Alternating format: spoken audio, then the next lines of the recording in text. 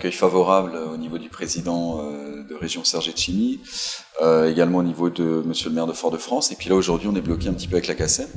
Et aujourd'hui, en fait, si je m'exprime, c'est parce que sur le plateau haut, en fait, qui est un des plateaux les plus visibles lorsqu'on arrive de la mer, il y a une édification qui est en train de se faire et qui va arriver à peu près à 35 mètres au faîtage, hein, donc au niveau du toit, donc qui va être extrêmement visible et qui est un centre de dépotage. Donc ce centre de dépotage signifie des nuisances qui sont extrêmes et surtout finalement empêche de pouvoir réaliser un projet qui est un projet structurant pour la marina. Donc la question aujourd'hui qui se pose, c'est de savoir quel est l'avenir qu'on veut au niveau de la marina. Pour résumer, en fait, une marina ou un port de plaisance, ça dépend comment on l'entend. En fait, on pourrait considérer ça comme un hôtel multi-étoiles à ciel ouvert. C'est-à-dire que on permet à des personnes qui sont de l'extérieur de pouvoir venir sur différentes catégories de bateaux et donc de pouvoir avoir des activités qui vont être des activités au sol, donc avec différents commerces activités. On en a prévu 120 sur le mile qui fait à peu près 1 kilomètre de long. Et donc on a une mixité entre donc ces activités, des activités de bureau, des partie, mais alors justement positionnée de manière à ne pas avoir de gêne au niveau des riverains. Donc pour la partie activité qui sera liée à la marina. Et voilà. Et puis une intégration également au niveau du port de commerce, notamment avec des racks à bateaux. Donc au total, c'est environ 1000 anneaux. C'est-à-dire 900. On arrive à peu près à 900 anneaux. Un terminal de croisière. Donc ce terminal de croisière qui lui permet de pouvoir accueillir des bateaux type le Ponant, le Club Med, donc des bateaux plutôt haut de gamme. Donc il vient en complément de l'offre aujourd'hui de ce que nous on a appelé, en tous les cas au niveau des investisseurs, la ville historique de Fort-de-France. Donc l'idée, c'est effectivement d'avoir un lien entre les deux. J'ajouterais que par rapport à la marina, le principe d'une marina serait un petit peu comme un hub, c'est-à-dire qu'en réalité, on a des personnes qui viennent de l'extérieur et donc qu'on pourrait appeler une itinérance bleue ou une économie bleue. On parle beaucoup d'économie bleue en ce moment. Et donc cette itinérance bleue, c'est de réussir à faire en sorte qu'elle devienne itinérance verte, c'est-à-dire qu'on aille ensuite derrière sur la terre et sur tout ce que la Martinique, a à proposer. C'est une marina familiale, haut de gamme, qui justement a été pensée pour pouvoir permettre d'avoir énormément de possibilités en termes de promenade, en termes d'activité. Il y a 2 maîtres d'œuvre, il y a la mairie de Fort-de-France et puis il y a la CACEM.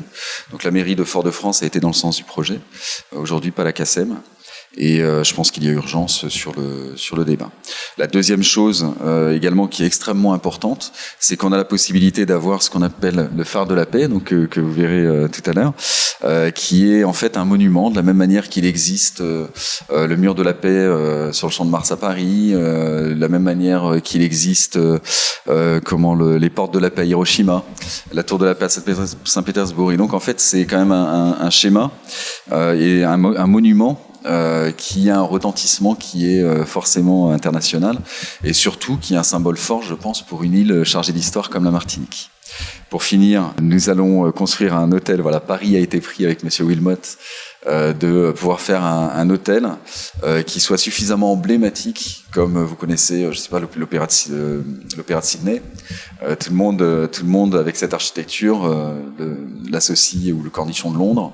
Voilà, et bien là en fait, c'est d'avoir un hôtel qui fait que cet hôtel soit suffisamment emblématique pour que dans le monde, on puisse, lorsqu'on le voit, associer la Martinique justement à cet hôtel et donc donner une image internationale au niveau de la Martinique. Et c'est bien là le défi, c'est de réussir en fait à redonner à ce fleuron qu'est l'étang Abricot, de pouvoir lui donner toutes ses chances pour pouvoir permettre d'accueillir et d'attirer une clientèle qui aujourd'hui passe dans les Caraïbes, mais ne s'arrête pas. Ça fait quelques années maintenant, c'est-à-dire 2 ou 3 ans, qu'il commence à y avoir une conscience collective que nous sommes sur une île qui fait un petit peu plus de 1100 km², si je ne me trompe pas, et on a une surface privative d'eau qui est 40 fois supérieure à la surface terrestre.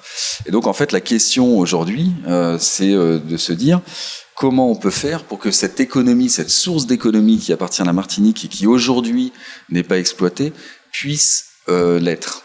Et c'est là où c'est extrêmement intéressant. Je pense que ce projet est un projet phare pour la Martinique parce que c'est dans la ville capitale, dans la ville de Fort-de-France qui est connue, et donc ça permet non pas d'aller au détriment d'autres projets, mais au contraire de pouvoir impulser au niveau des autres projets. Il faut surtout pas penser en Martinique et vouloir découper la Martinique.